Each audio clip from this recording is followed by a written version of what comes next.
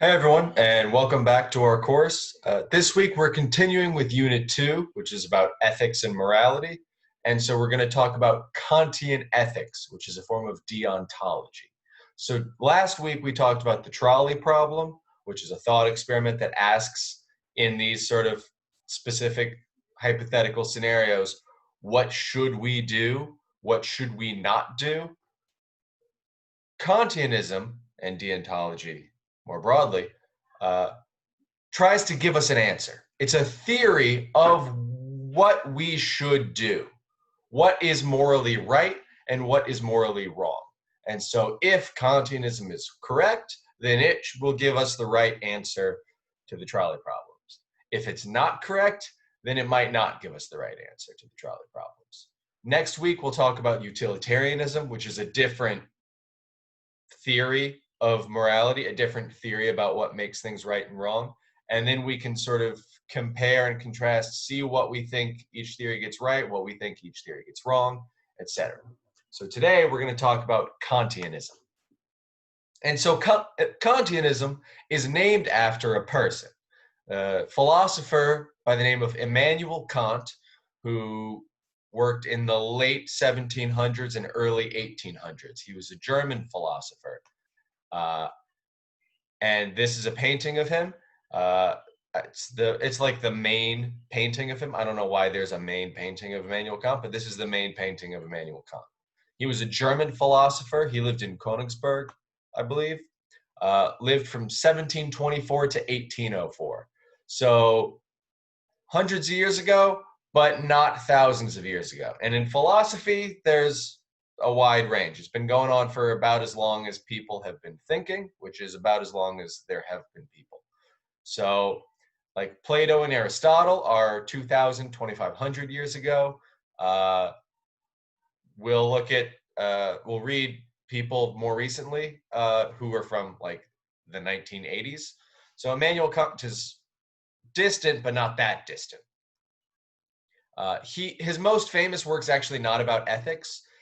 It was about metaphysics, which is we'll talk about metaphysics as a field in philosophy, as a subject in philosophy later in the course. But in his work on metaphysics, Immanuel Kant argued that space and time were in our minds. So he thought that space and time were not features of the world as it truly exists, independent of human experience. He thought our minds sort of, in our perception of the world, our minds orient things in space and time, but that we are effectively spacifying and timifying the world when we experience it. Independent of our experience, outside of our experience, there is no space and time, Immanuel Kant thought. And in trying to make this argument, or I guess the investigations that led him to this conclusion about space and time came from analyzing how we reason about the world and how we conceptualize the world, how we look at the world through our concepts. And in that way, he's sort of one of the early forefathers of cognitive science and psychology. And I don't think his views are like standardly accepted now, but he's sort of helped give rise to the field of cognitive science and to the field of psychology in the early days, before they were really developed as independent scientific fields.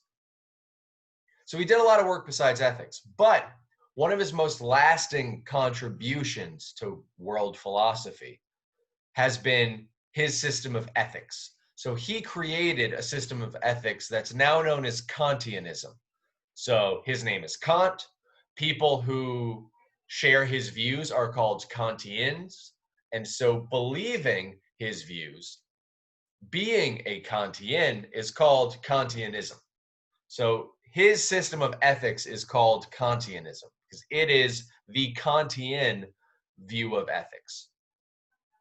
And so that's what we're going to talk about today, the Kantian view of ethics, or Kantianism. So what is Kantianism? Well, Kantianism is a view in ethics that is a form of deontology. And deontology is a fancy jargon word that we do not use in real life outside of the classroom.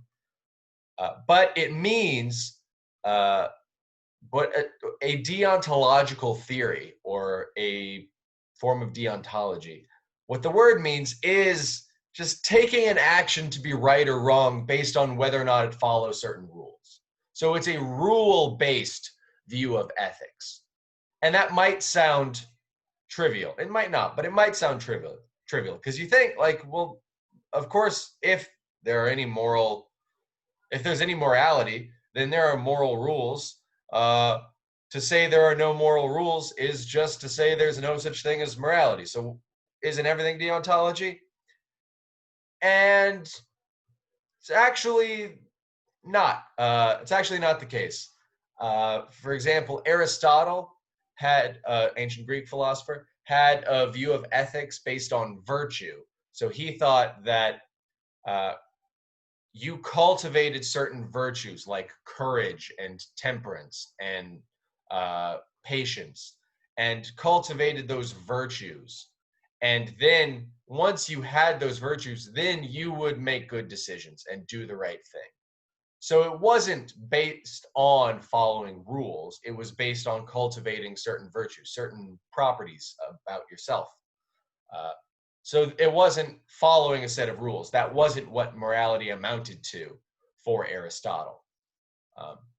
If you watched the TV show The Good Place, it references some 20th century philosophers who were moral particularists, who thought that, and still think in the 21st century now, that there are no hard and fast moral rules that apply to every situation. They think every situation is unique, and what's right or wrong is particular to that situation. So there are no rules that apply to all situations. There are right or wrong answers, but no rules that apply to everything. So those are views in ethics that you can have that don't rely on rules as like the core concept.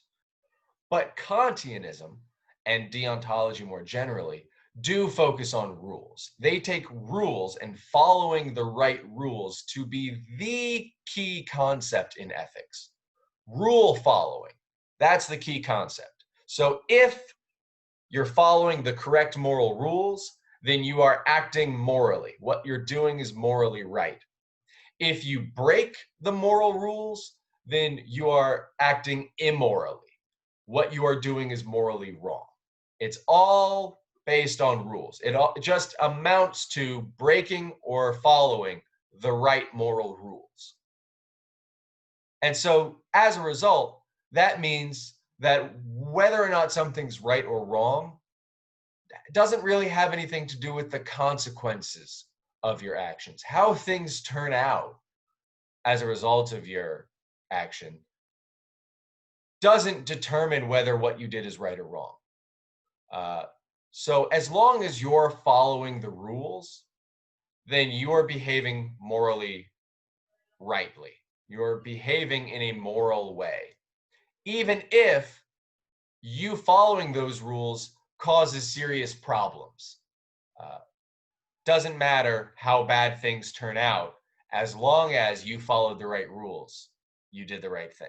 And we'll look in some examples where that becomes really clear how strict that can be and how maybe surprising and counterintuitive that will end up being.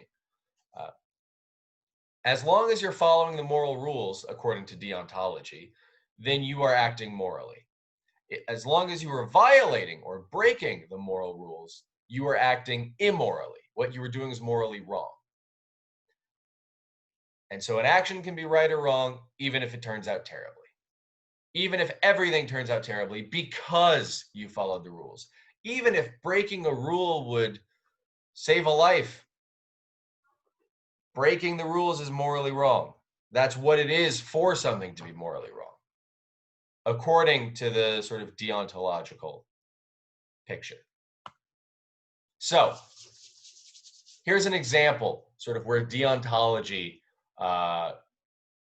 will give us an explanation for why something's right or wrong. We'll look at the bridge version of the trolley problem. Remember, last week we talked about different versions of the trolley problem. So we're talking about the bridge version, where the trolley is going down the track. It's going to hit 5 people. In between the trolley and those 5 people, you're standing on a bridge with an enormous person. And if you push the enormous person down, they'll fall. The trolley will hit them. They'll die, but they're so big, they'll stop the trolley, and the 5 people will survive. So do you kill the one, push them down to their death in order to save 5 lives? That's the moral question. And deontologists usually think you should not push the large person. You should not push the giant person down because there's a moral rule that you should not kill innocent people, that it violates an important moral rule, which is not to kill innocent people if you push the person off the bridge. And so, since pushing people off of bridges to their death is against the moral rules, it would be morally wrong to push the person off the bridge. Now, pushing the person off the bridge would save more lives. It would, in a very certain sense, result in a better outcome because one person dying is not as bad as 5 people dying. But despite that difference in outcomes, despite the fact that fewer deaths is probably the better outcome, it's still morally wrong, according to the deontologist, for you to kill someone to bring about that better outcome. It's wrong for you to kill someone, push someone to their death in order to reduce the total number of deaths, because you would be violating one of the core moral rules, one of the most important moral rules, which is don't kill innocent people. And so, since following rules matters so much in deontology, since that's the core concept, intentions, what you intend to do, what you are trying to do, usually matters. It usually plays a pretty big role. Whereas next week, when we look at utilitarianism, we'll see intentions don't always play a role. Sometimes what you intended to do, or on some views at least, what you intended to do, or what you were hoping would happen, don't make any difference to morality. But deontologists, following Kant's influence, usually take intentions to matter. What you intend to do, what you're trying to accomplish, matters. Whether or not you're trying to follow the moral rules matters in whether or not you were behaving morally. And so these rules are things like you shouldn't lie, you shouldn't break promises, you shouldn't kill innocent people. And so following these rules is what will make us a morally good person, according to deontology.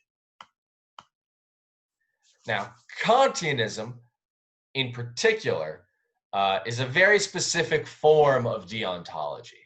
So deontology is just the view that what makes actions right or wrong is whether or not they obey certain rules.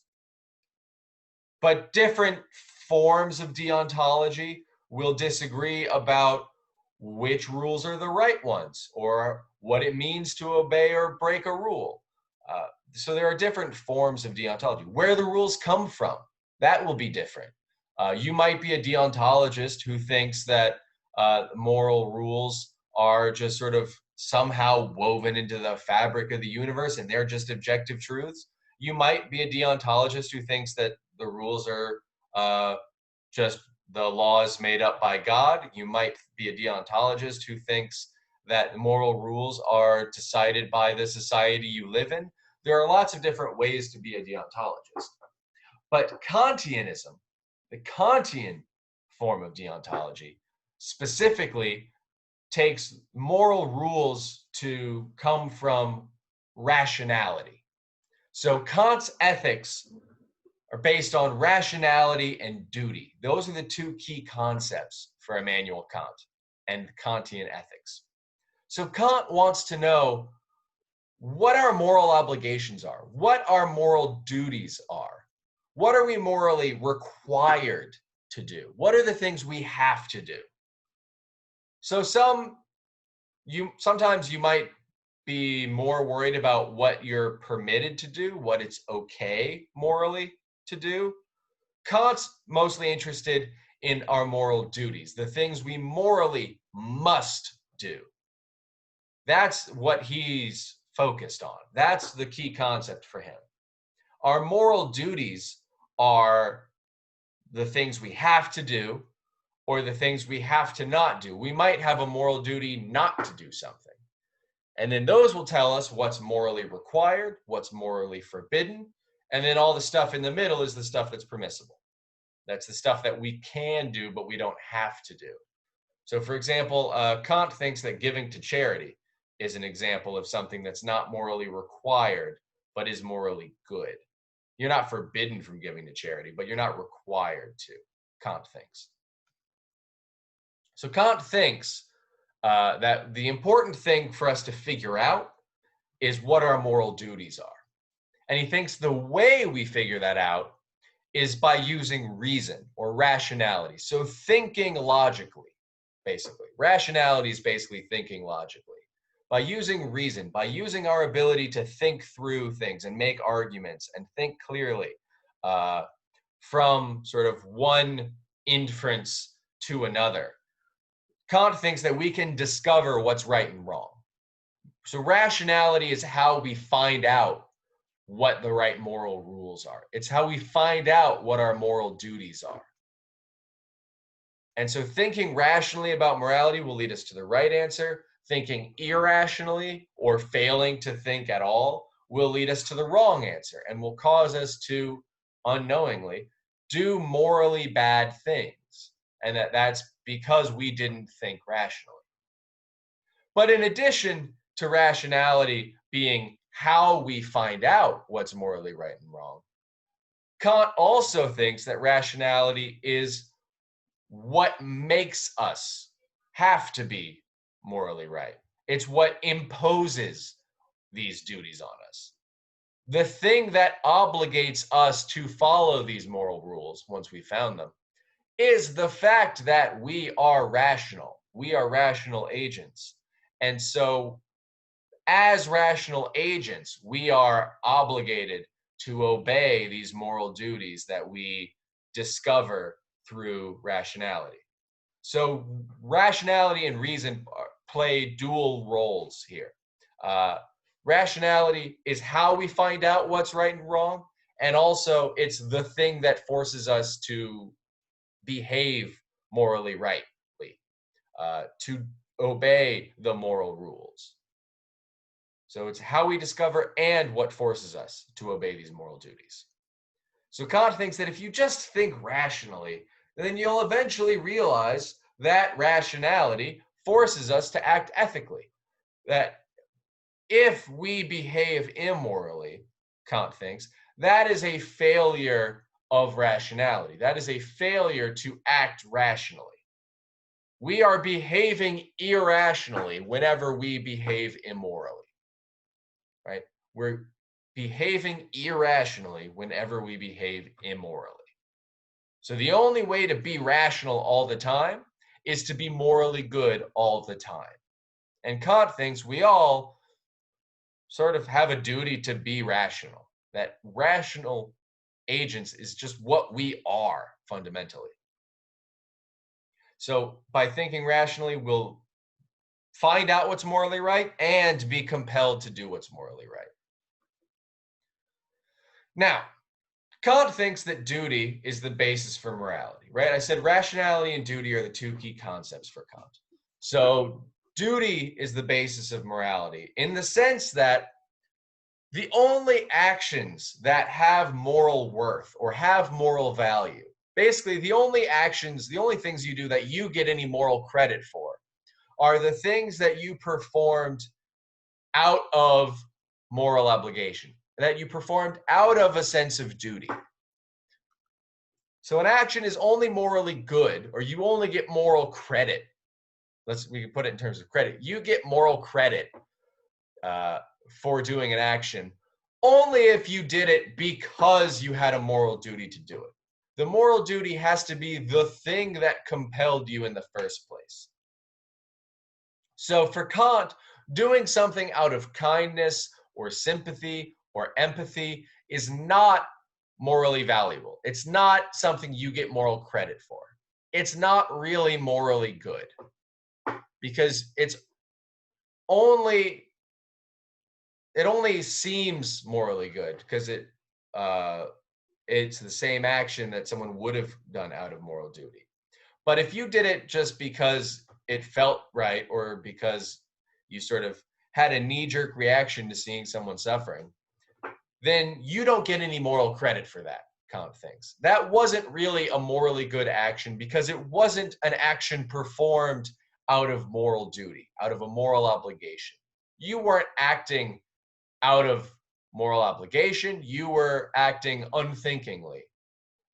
Maybe not irrationally, but certainly irrationally, which irrational means violating rationality. Irrational means like independent of rationality, separate and unrelated to rationality. So he thinks you're not behaving rationally if you just have a knee-jerk sympathetic reaction and act to help someone. He thinks that is not a morally good action. You don't get moral credit for that. And so this is why intentions matter, because it's not enough that you do something that you have a moral duty to do. You also have to be doing that thing because you had a moral duty to do it. So you have to obey your moral obligations, but you also need to obey those obligations because they are your obligations and you recognize that fact. That has to be your motivation. So your motivation for doing the right thing matters in Kantian ethics. It's not enough to fulfill your obligations. You have to fulfill your obligations because they are your obligations and you see that and want to fulfill your obligations. So it doesn't just matter what you do, it matters why you do it. So think back the first week or second week, technically. We went through a bunch of thought experiments out of the Pig That Wants to Be Eaten book. And one of those thought experiments was Heads and Hearts that had Schuyler and Trine. So they both shelter Jews from the Nazis, but they do it for different reasons. Trine acts out of sympathy and empathy. She has an emotional response to seeing suffering and she helps without thinking. Whereas Schuyler doesn't really like people, doesn't feel a thing watching people suffering, but she feels that she has a moral duty to help. She thinks carefully about what her moral obligations are, concludes that she has an obligation to help, and so she helps, even though she doesn't really like people or feel any kind of empathy for their suffering. So Kant, in that thought experiment, is going to think that Schuyler is a morally good person and Trine isn't. So Schuyler acts out of moral duty. She recognizes her moral obligations and then springs into action because of that.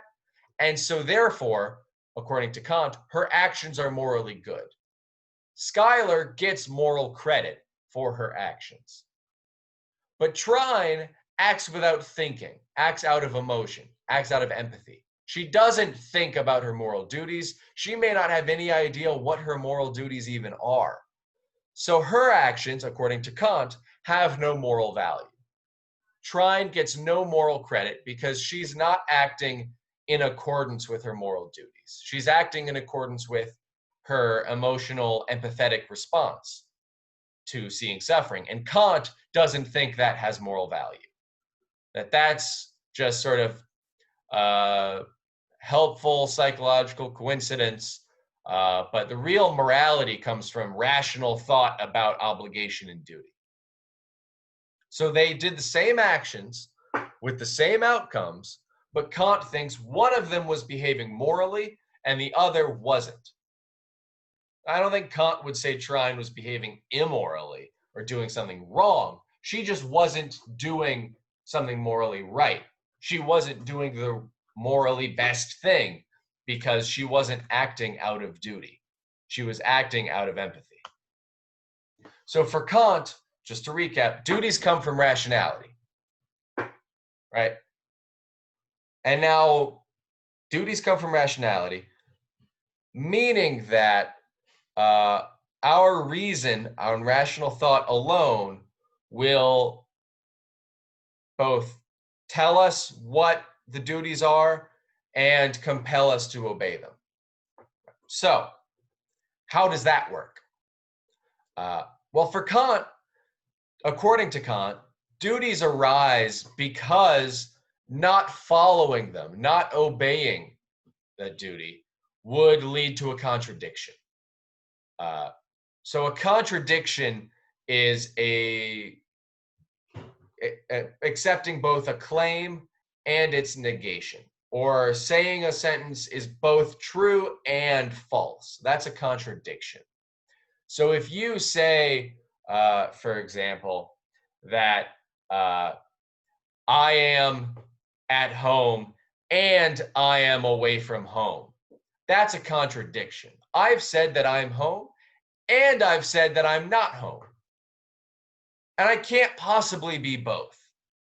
I can't possibly be home and not home at the same time, right? I can't be taller than 6 feet and shorter than 6 feet at the same time.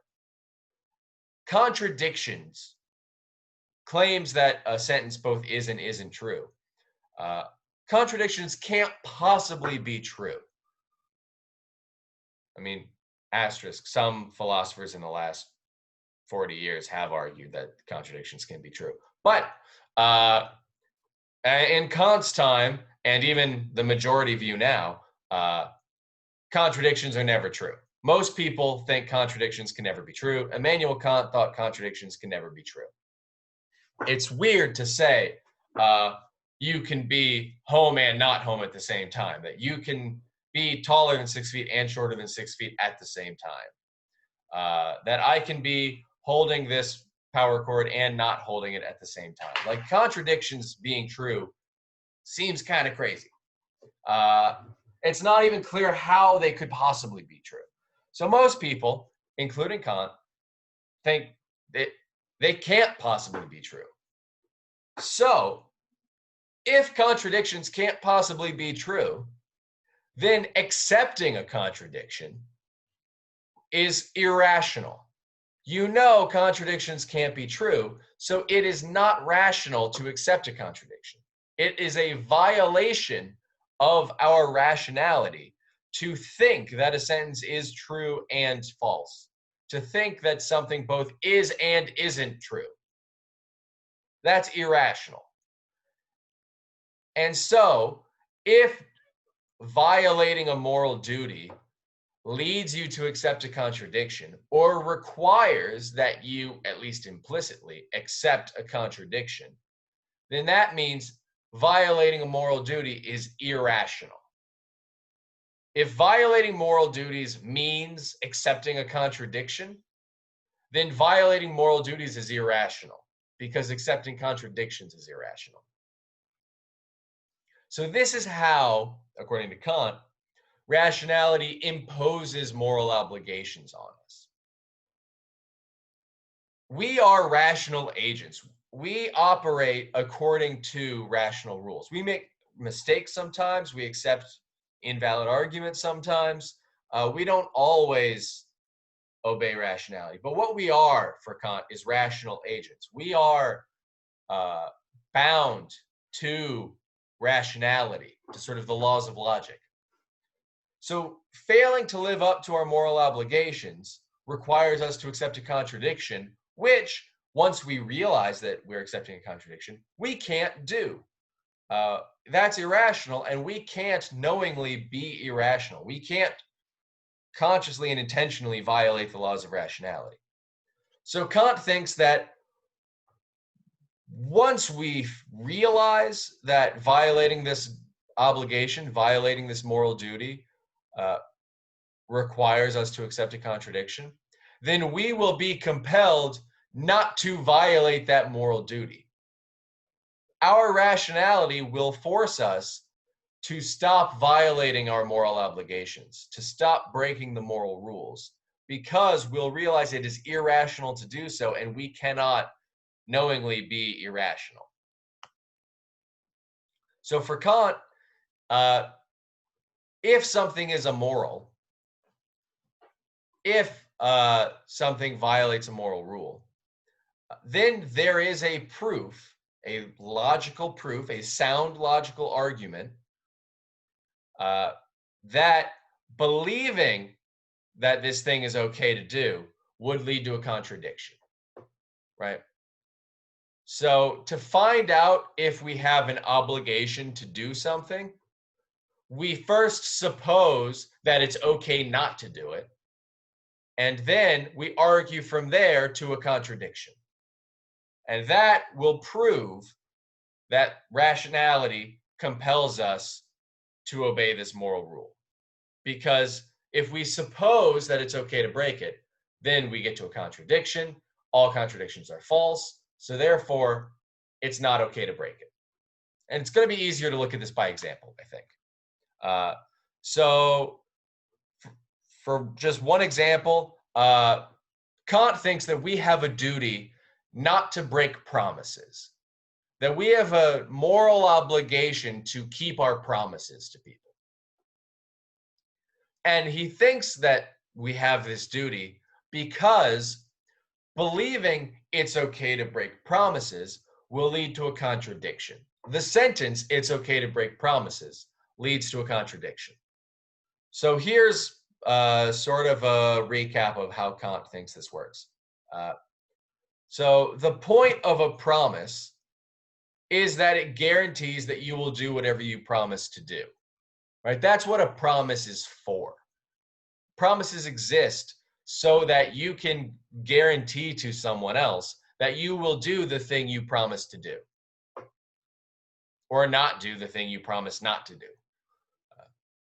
So if it's okay to break promises, then making a promise doesn't guarantee that you'll do whatever you promise to do, right? So if it's okay for you to break the promise, then when you make the promise, it doesn't guarantee that you'll do it because it's okay for you not to do it. It's okay for you to break that promise. So if it's okay to break promises, then a promise doesn't guarantee that you'll do whatever you promise to do. But the point of a promise is that it guarantees that you will do whatever you promise to do. That's what a promise is. When you say, I promise to do blah, blah, blah, you're saying, I guarantee that I will do blah, blah, blah. So if it's okay to break promises, then really there's no such thing as a promise. Because if it's okay to break promises, then a promise doesn't guarantee that you'll do what you promise to do. And all a promise is a guarantee that you'll do what you promise to do. So a breakable promise doesn't exist. A breakable promise would be a guarantee that doesn't make any guarantee. And that's just not a guarantee. That's not a thing. Either something is a guarantee or it's not. A breakable promise is a guarantee that makes no guarantee. And that's not a thing. That makes no sense. That's a contradiction. So if it's okay to break promises, then there's really no such thing as a promise. But if there are no promises, if there's no such thing as a promise, then you can't break promises. You can't break things that don't exist. That's not how that works. You can't walk outside and break Sherlock Holmes's leg because there's no such thing as Sherlock Holmes. And so his leg's not real. His leg doesn't exist. You can't break things that do not exist. So if it's okay to break promises, then you can't break promises. So if you think it's okay to break promises, if you think you can break promises, then you think you can break promises, and you think that you can't break promises. Because if it's okay to break promises, then you can break promises. But then promises don't exist, so you can't break promises. And that's a contradiction. You both can and can't break promises. And that contradiction is derived solely from the claim that it's okay to break promises. We suppose, for the sake of argument, that it's okay to break promises. And that leads us, by a series of rational inferences, a series of logical steps, to the conclusion that you can and can't break promises. And that's a contradiction. So since we cannot rationally accept that contradiction, since we can't rationally accept that we both can and can't make promises, break promises, then we can't rationally accept that it's okay to break promises. Because if we accepted that, we would have to accept the contradiction. And rationally, we can't do that. So we must reject the claim that it's okay to break promises. It is not okay to break promises. And that, Kant thinks, is purely a matter of rational thought. That's just rational logical steps proving to yourself and maybe to others that you cannot break promises, that you have a moral obligation not to break promises. And that moral obligation is also a rational obligation. As a rational being, you cannot break promises. And that's where your moral duty comes from.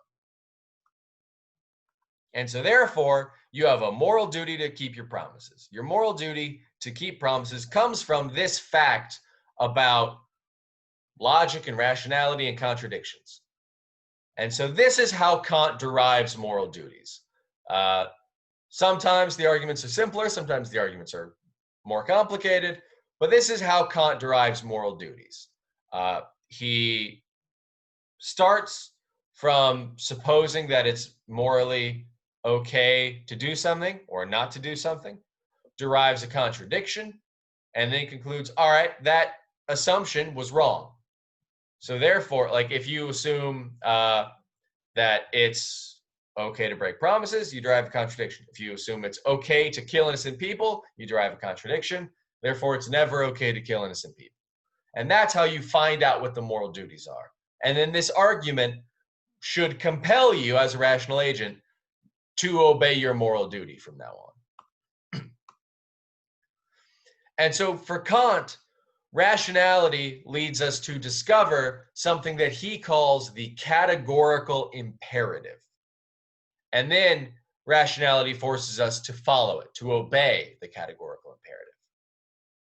And so categorical imperative is also one of these core concepts. It's the sort of centerpiece of Kant's moral system, of Kant's ethical philosophy.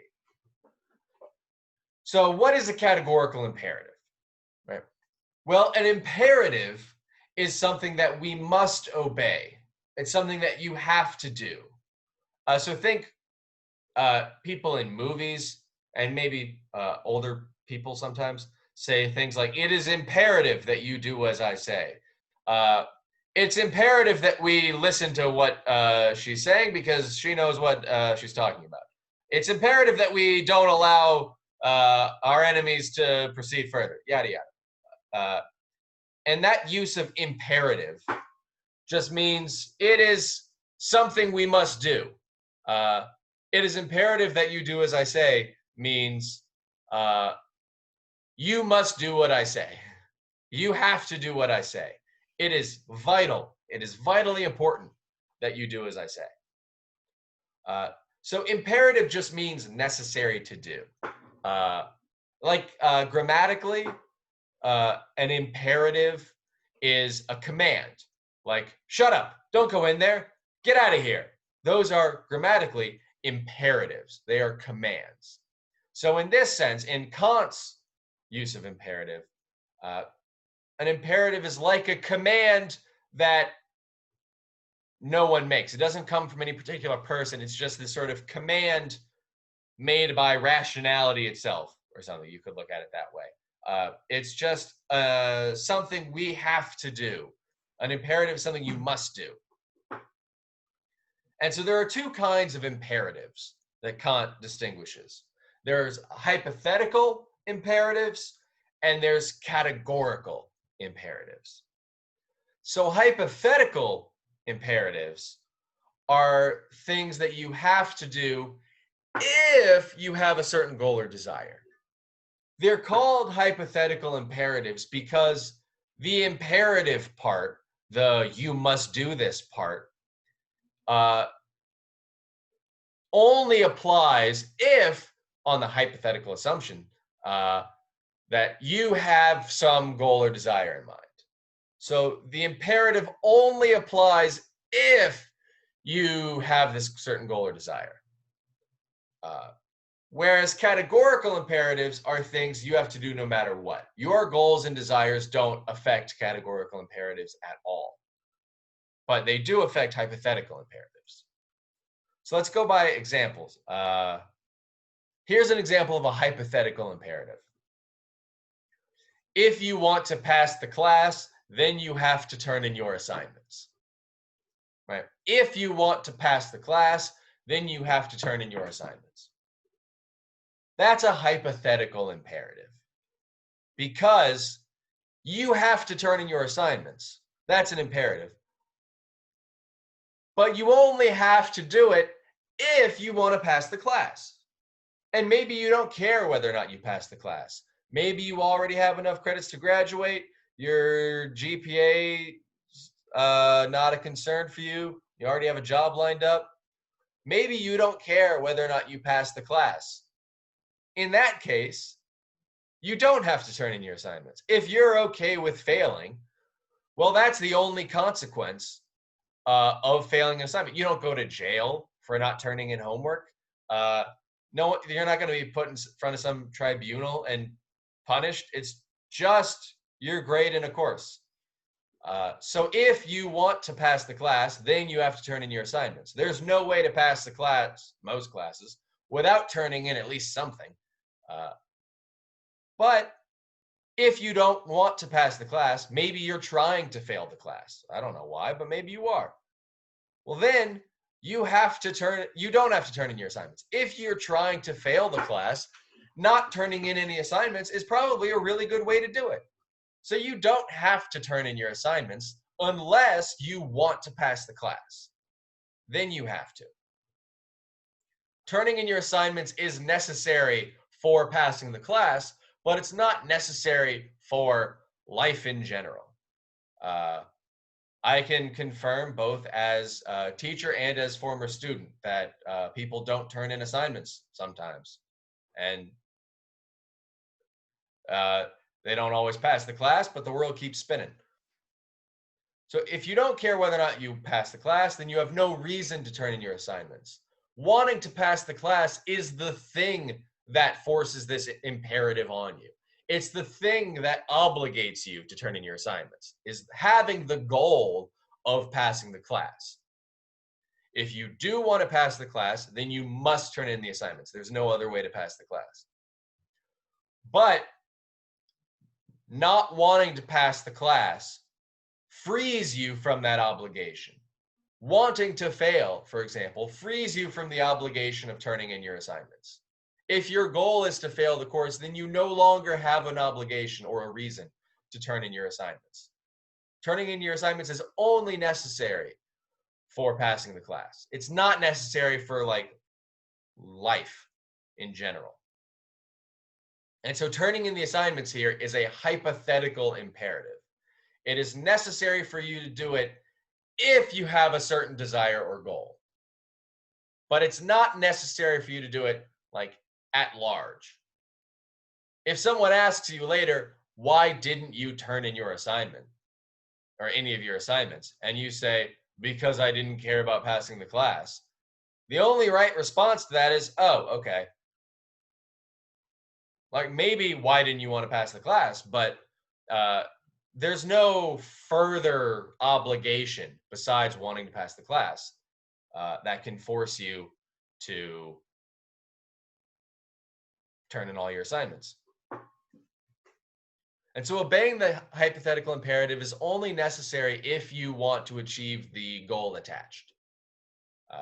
So, for example, if you want to be healthy, then you have to eat vegetables, right? If you want to be healthy, then you have to eat vegetables. That's a hypothetical imperative. If you don't want to be healthy, if you have no interest in health, if you're trying to be unhealthy for some reason, then you have no obligation to eat vegetables. It does not violate the law not to eat vegetables. It does not violate physics or gravity or any of the laws of nature not to eat vegetables. It's only necessary. It's only something you have to do if you want to be healthy. If you want to not, face all the consequences of being super unhealthy and having vitamin deficiencies. So hypothetical imperatives are things that you have to do if you have a certain desire or goal, but you don't have to do them if you don't have that desire or goal. So following the rule or obeying the imperative is necessary for achieving some goal, but it's not necessary full stop. It's not necessary like in a life. It's just necessary for some goal.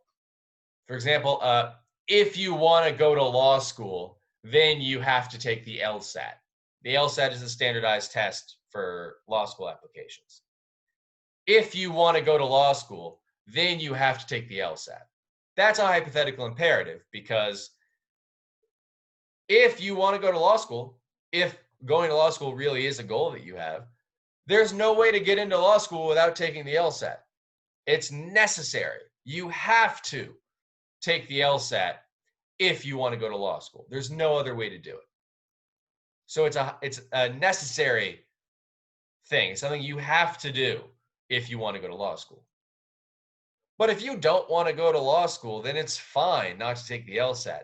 Most people don't take the LSAT, just as a matter of statistical fact. Most people who've ever lived did not sit down and take the LSAT, and their life went on fine. No one thinks that we all as people have an obligation to take the LSAT. Like that's not a view. No one thinks that. It's not a categorical imperative, which we haven't talked about yet, but it's not something that you have to do no matter what. It's just something you have to do if you want to go to law school. And so it's necessary for a certain end, it's necessary for a certain goal, but it's not necessary full stop. It's not necessary simpliciter or simplicator, depending on how Latin-y you want to be with your pronunciation there. It's just necessary for some goal. So if you don't have the goal, then it's not necessary to obey the hypothetical imperative. If you don't want to pass the class, you don't have to turn in your assignments. If you don't want to go to law school, you don't have to take the LSAT. And one thing about hypothetical imperatives is that you can get out of the imperative by just giving up the attached goal or desire. If you really, really don't want to take the LSAT, easy. Stop wanting to go to law school. Done. Now you no longer have a reason to take the LSAT. You no longer have an obligation to take the LSAT. As soon as you decide not to go to law school or not to try to apply to law schools, you free yourself of any obligation to take the LSAT. And so Kant thinks this is a problem with hypothetical imperatives. Kant thinks that a lot of moral theories reduce ethics to hypothetical imperatives. And that's bad, because it gives people a way of opting out of morality. So next week, we'll talk about utilitarianism. And utilitarianism, just as a little preview, says something's morally good if it maximizes total happiness in the world. But maybe you don't care about maximizing total happiness. It seems possible for a rational person not to want to maximize happiness, to have other concerns on their plate. That seems possible, that at least. So utilitarianism, as a result, Kant thinks, makes morality relative to a specific goal. If utilitarianism says that something's morally good if it maximizes total happiness in the world, then someone who doesn't want to maximize total happiness, someone who doesn't have the goal of maximizing total happiness, has no obligation to behave morally. They have no reason to behave morally, to do what's morally right. They don't have a reason to obey their moral duties because their moral duties are now hypothetical imperatives. Their claims like, if you want to maximize happiness, then you shouldn't kill innocent people. And Kant thinks that's a problem because as soon as someone gives up that goal or desire of maximizing happiness, now they are free to kill people without violating obligations. And that seems clearly wrong, right? Kant thinks we clearly have obligations, moral obligations, like not killing innocent people, not stealing, etc., that you can't opt out of. You can't choose anything that will make it okay for you to kill innocent people. Like, you can't set up a certain set of desires or goals or a certain life plan that will suddenly make it okay for you to kill innocent people. So Kant thinks that the right view of morality has to be one on which morality is not a set of hypothetical imperatives. Morality is not something you can opt out of. So it can't be premised on these certain goals and obligations, these certain goals and desires. Your obligations have to be obligations full stop. Morality cannot be a system of hypothetical imperatives, according to Kant.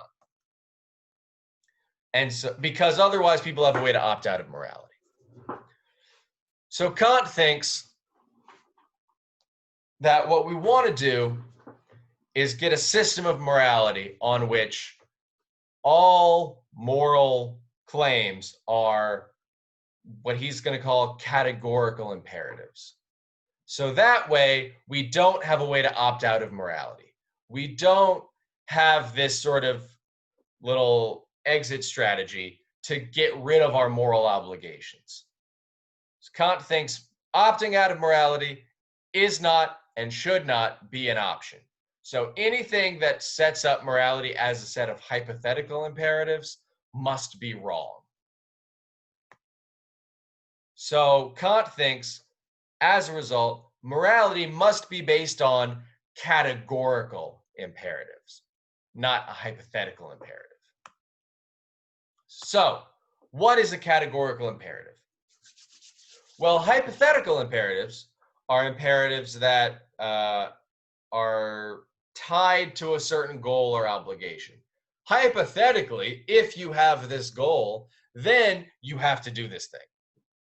Categorical imperatives get rid of the goal, get rid of the if clause. So a categorical imperative is just the you have to do this thing part. So a categorical imperative is an obligation that applies absolutely and unequivocally to everyone, always, no matter what. No exceptions, no asterisks, nothing. Categorical imperatives are obligations that everyone is obligated to obey all the time, no matter what. So they are absolute and they are unconditional. They must be obeyed in all circumstances. So remember the word categorical. Like politicians, when they're accused of stuff, sometimes say, like, I categorically deny these allegations, and yada yada. The word categorically there just means without exception. I strongly and without exception, basically. And so that's sort of what categorical means here, too. Categorical imperatives are obligations that apply categorically. They apply strongly with no exceptions. So everyone, always, all the time. No exceptions ever. And so categorical imperatives must be obeyed in all circumstances. Must be obeyed no matter what, no matter who you are, no matter what you want to do in life. You have to obey the categorical imperative. And so following the rule is necessary, or it's a duty. Just full stop, simpliciter, necessary simpliciter. It's not necessary for some goal you have. It's not necessary in order to do something else. It's not necessary if you want to do this, this, and that. It's just, it's necessary. You have to do it. End of discussion. And so, as a result, you can't opt out. There's no way to opt out of a categorical imperative because it applies absolutely and unequivocally to everyone, always, all the time, no matter what. And so there's no way to opt out of that. There's no choice you can make. There's no goals you can have or goals you can give up that will free you from your obligation to obey the categorical imperative. And so Kant thinks that morality is a categorical imperative. Our moral obligations are categorical imperatives because it's placed on us by rationality, and you can't opt out of being a rational agent. So Kant thinks rational agents are just fundamentally what we are, what we as human beings are. We are rational agents. That is the essential feature of human beings.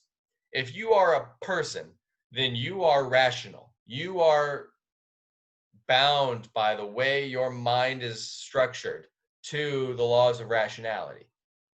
So if something is necessary for all rational agents, then it's necessary for you, no matter who you are, no matter what you do, no matter where you go, no matter what you want. If you are a person, then you are a rational agent. And if you are a rational agent, you are bound by rationality. And if you're bound by rationality, then you're bound by morality. Because remember, Kant thinks that all the moral duties are derived from sort of rational thought. Rational logical inferences give us the proofs that things are morally wrong. And so, given that it's based on rationality alone, and you can't opt out of rationality as a person, now you can't opt out of morality. So Kant thinks this setup gets us the morality as a categorical imperative that it ought to be, and that he thinks deep down we all know it is. We know you can't opt out of morality. So anything that says you can must be false. So we are all rational agents. We always will be. Nothing we do will change that. So there are absolutely no exceptions to the moral rules. There's no exception to the categorical imperative. That's why the moral rules are categorical imperatives, because they're based on rationality and we're all rational. So this is how Kant gets his moral system that applies, he thinks applies to everyone, always, forever, no matter what. And so this is why the categorical imperative is sort of the core of Kant's moral philosophy, because the categorical imperative is what gets us this exceptionless, universal morality. Without the categorical imperative, morality is voluntary. But with the categorical imperative, morality is a requirement. It's an obligation, as it should be, as Kant thinks.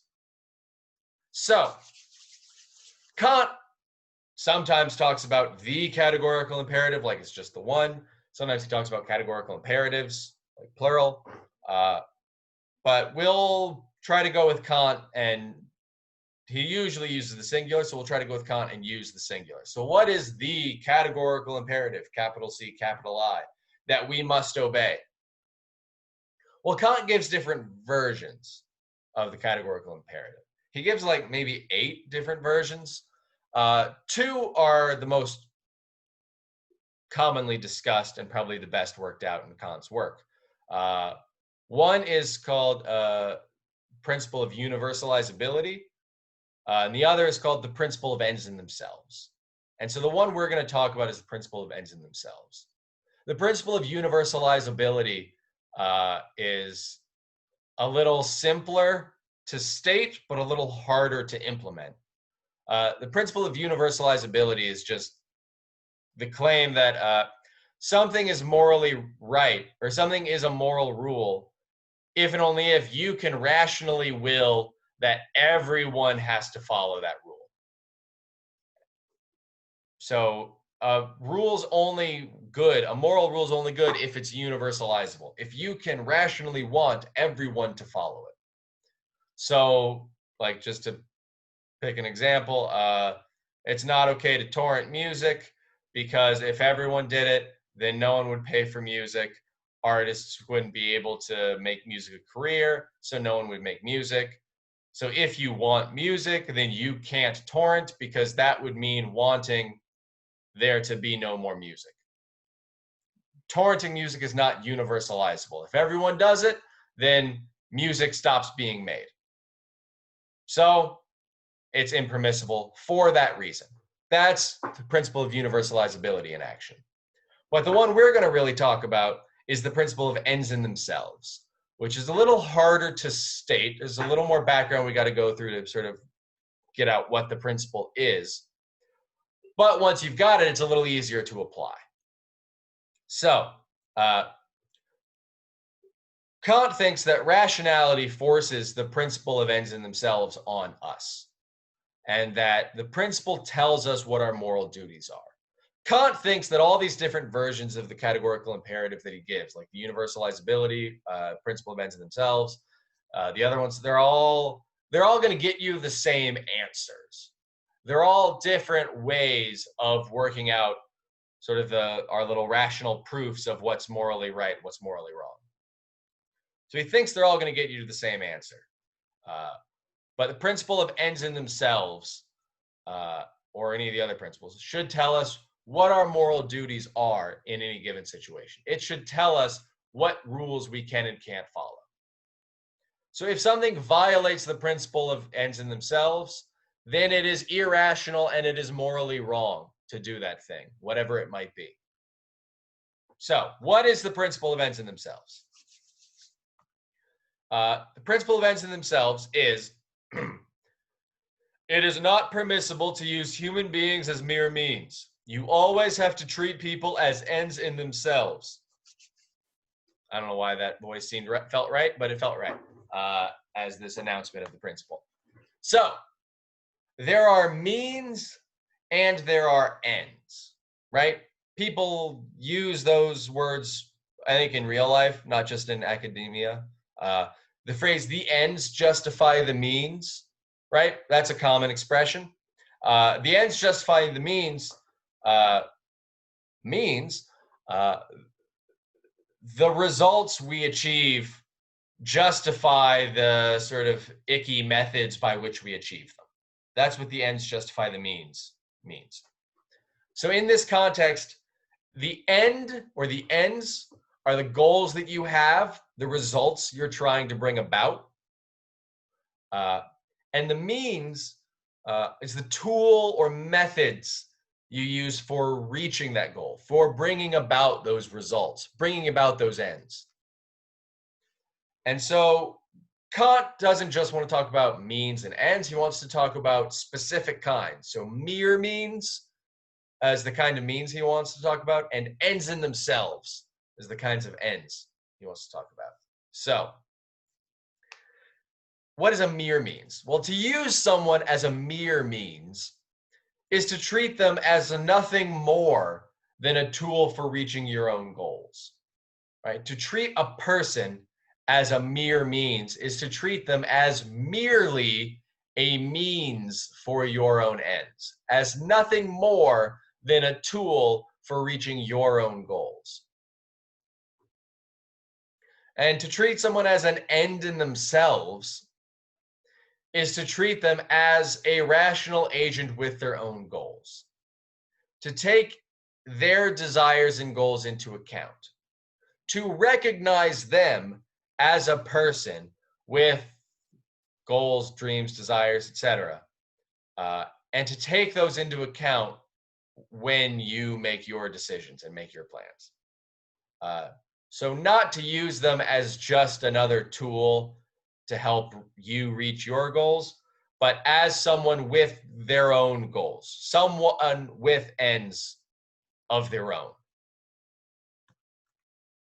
So Kant thinks it is permissible to use someone as a means, as long as you are not using them as a mere means.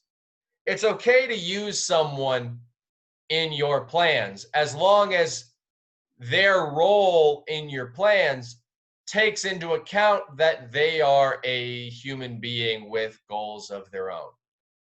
So, for example, you can go to the bank and deposit a check, talk to the bank teller to deposit your check. In that scenario, you are using the bank teller as a tool to get your check deposited.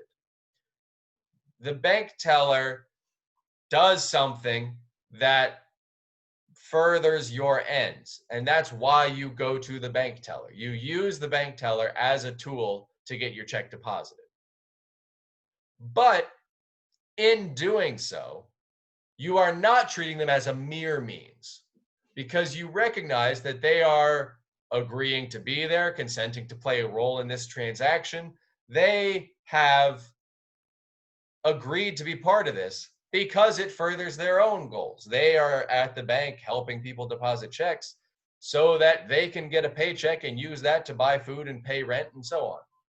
They have goals that working as a bank teller furthers, and you know that, they know that, and so you are both, in effect, using the other as a tool to your own ends, but you both, at least implicitly, know and accept and recognize this. Neither of you is treating the other as a mere means, because you recognize that this transaction is furthering each of your goals, both of your own goals. And so you're not using them as a mere means, because they have agreed to be there because it benefits their own ends, and you recognize that. To use someone as a mere means, according to Kant, is to use them as a tool for your plans in a way that they can't in principle consent to. They can't, even in principle, even in theory, agree to play this role in your plans. That's what it means to use someone as a mere means. So, for example, deceiving someone. In order to deceive someone, right, they can't know that they're being deceived. If you deceive someone successfully, then they think they weren't deceived. They think you were honest with them. That's what a deception is. So people can't, even in principle, consent to being deceived, because if the deception is going to work, they can't know that they're being deceived. So they can't agree to be deceived. They can't consent to being deceived, because you can't agree to not know about something. If they agreed to the deception, then they would know it was a deception, and so the deception wouldn't work. The deception would fail because they knew about it, because they agreed to it. So you can't, in principle, agree to be deceived. And so if your plan calls for deceiving someone, then you are using them in a way that they can't agree to be used. You are using them, therefore, as a mere means. So anytime you deceive someone, you are using them as a mere means. So your plan is automatically immoral if it involves deceiving someone. Every act of deception is immoral, according to Kant, because you are using the person you're deceiving as a mere means, because you are using them in a way that they can't agree to be used. And this is why lying is wrong, right? Kant thinks lying is wrong because it is deceiving someone. To deceive or to lie to someone is to tell them something that is false, and try to convince them that it is true. That's what a lie is. And so if the lie works, then the other person now believes that this false thing is true. You have deceived them into having this false belief, thinking that whatever you told them is true when it's not. So if you lie to someone, then you are deceiving someone. If you lie to someone, then you have treated them as a mere means. You can't agree to be lied to Because if you agree to be lied to, then you know that it's a lie. So you know that what they're saying is false. So then the lie fails. It's not a successful lie if you don't end up believing it. So you can't agree to be lied to. That Kant thinks that just, even in principle, that just doesn't work. You cannot agree to be lied to. And so lying to someone is using them as a mere means every time, no exceptions. There's no way to lie to someone and treat them as an end in themselves. So therefore, you have a moral obligation not to lie. The principle of ends in themselves says that you can never treat someone as a mere means. You always have to treat everyone as ends in themselves. So lying to someone is treating them as a mere means, not treating them as an end in themselves. And so lying is always morally wrong. You can never lie, according to Kant. And Kant thinks this principle applies always. Remember, Kant thinks moral rules are categorical imperatives, so they apply always, all the time, forever, no exceptions. So we have to obey the principle at all times, no matter what. So it's never morally permissible to lie in any circumstance, because it's never morally permissible to use someone as a mere means in any circumstance. So Kant really means business here. Kant really means it's never okay to lie. And Kant illustrates this with what I'm going to call the murderer at the door case. So suppose a murderer is running around chasing their would-be murder victim. And the murderer runs up to your door and asks you where the victim they're chasing went. And let's say you know where the victim went. Maybe they're hiding in your house. They said, someone's chasing me, trying to kill me. Is it okay if I hide here? And you said yes. Now, the murderer shows up at the door, asks you where the victim they're chasing went. You know where the victim went. Kant thinks in that scenario, you have to tell the truth to the murderer. You have to say, yes, I know where they are, right this way. Like, you have to tell them. You cannot lie to the murderer at the door. You cannot lie even to save a life. Because yes, it means that someone will die because you will tell the murderer where their victim is, and then they will go find and kill their victim. But even though someone will die, Kant thinks that doesn't give you a reason to violate the principle of ends in themselves. So remember, this is sort of, in some ways, analogous to the bridge trolley problem case. The deontologist and the Kantian, specifically also, will say it's not okay to push the person off the bridge because that is killing an innocent person. Yes, more lives will be saved overall, but you still can't kill someone. That's not okay. That violates the moral rule. Here is sort of like a more extreme version of that same phenomenon. Yes, lying would save a life. Fewer people would die overall. It'd go from, 1 death down to 0 deaths if you lied. But lying is morally wrong. It violates a moral rule to lie. You can't do that. So you have to tell the truth to the murderer. So we might think that the deontologist gets something right in the bridge case, but most people historically have thought that Kant is wrong about the murderer at the door case, that this is too extreme. This is going too far into rule obedience. Because you still can't break the rules no matter how bad the consequences of following the rules will be. I mentioned at the beginning of this that deontologists think consequences don't matter. Even if breaking a rule will bring about better consequences, you still can't break the rule. This is that. This is that happening right now.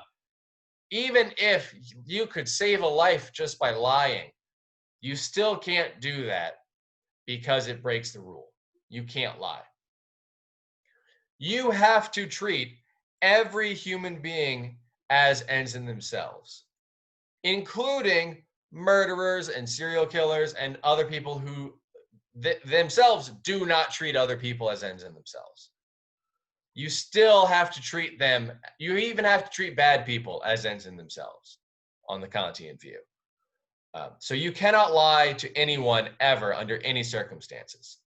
And like I said, this is the difference between deontology and consequentialism, which consequentialism we'll talk about next week when we talk about utilitarianism.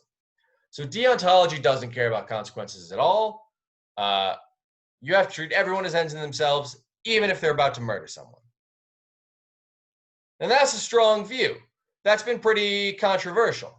And a lot of people have spent a lot of time trying to argue that Kant didn't actually have to be committed to that. But Kant thinks he is committed to it and thinks it's right. He thinks we cannot lie even to the murderer at the door. And so that's extreme. That's been used as an objection to the view, certainly, over the last few hundred years, more than once. But it does sort of go to show where the consequences versus rule following distinction lies. And we'll talk more about that next week when we talk about utilitarianism, which only cares about consequences. Right? And so the principle of ends in themselves gives us a certain answer in the murder at the door case and should give us an answer in all cases. Right? So the principle of ends in themselves in the trolley problem case, in the original trolley problem case, will tell us that we cannot pull the lever because we're using the one who we kill by pulling the lever or pushing someone off the bridge as a mere means to save the five. Right? By interfering and killing the one person, we are not treating them as an end in themselves. And so it's morally wrong. We're using them as merely a tool to save the five people. We are not using them or treating them as ends in themselves. We are using them as just a mere tool for saving five people. And even though we're saving five people, we're still using someone as a mere means. And that makes this morally wrong. And so this is going to be true in all the trolley problems.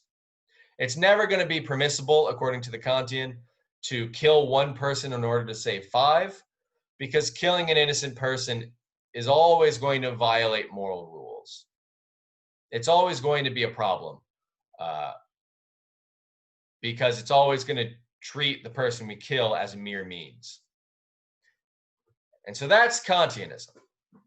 That's hypothetical imperative, categorical imperative, principle of ends in themselves. That's what the Kantian says about the trolley problem. All right, so that's all I want to talk about this week. This is the only lecture video. So I am posting this. I'm sending out weekly assignment 4, which is about Kantianism and the principle of ends in themselves. If you have any questions about the material or about the weekly assignment, please let me know, and I will be happy to answer any questions that you have. Otherwise, I will see you in the next video.